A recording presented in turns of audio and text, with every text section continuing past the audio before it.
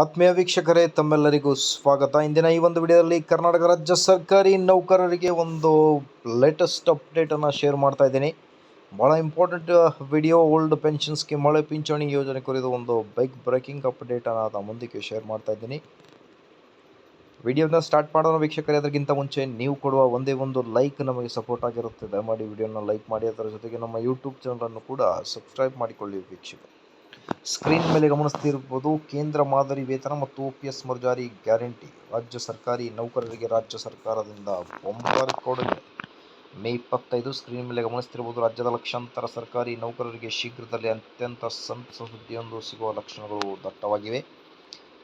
ರಾಜ್ಯ ಸರ್ಕಾರಿ ನೌಕರರು ಇನ್ನು ಮುಂದೆ ಕೇಂದ್ರ ಸರ್ಕಾರದ ಮಾದರಿಯಲ್ಲಿ ವೇತನವನ್ನು ಪಡೆಯಲಿದ್ದಾರೆ ಎಂದು ರಾಜ್ಯ ಸರ್ಕಾರಿ ನೌಕರ ಸಂಘದ ರಾಜ್ಯಾಧ್ಯಕ್ಷರಾದ CS ಷಡಾಕ್ಷರಿಯವರು ಮಾಹಿತಿ ನೀಡಿದ್ದಾರೆ. ಭರವಸೆಯನ್ನು ಕೂಡ ನೀಡಿದ್ದಾರೆ. ಹಾಗಾಗಿ ಈಗ ಆದಷ್ಟು ಬೇಗ ಹಳೆ ಪಿಂಚಣಿ ಯೋಜನೆ NPS to OPS ಆಗಲಿ. ಸ್ಕ್ರೀನ್ ಮೇಲೆ ಗಮನಿಸ್ತಿರ್ಬೋದು, ಶೀಘ್ರದಲ್ಲಿ ಜಾರಿಯಾಗುತ್ತೆ ಅನ್ನೋದ್ರ ಬಗ್ಗೆ ಒಂದು ಭರವಸೆ. ಮಾಹಿತಿ ಇಷ್ಟದಲ್ಲಿ ಲೈಕ್, ಶೇರ್ ಆ್ಯಂಡ್ ಸಬ್ಸ್ಕ್ರೈಬ್.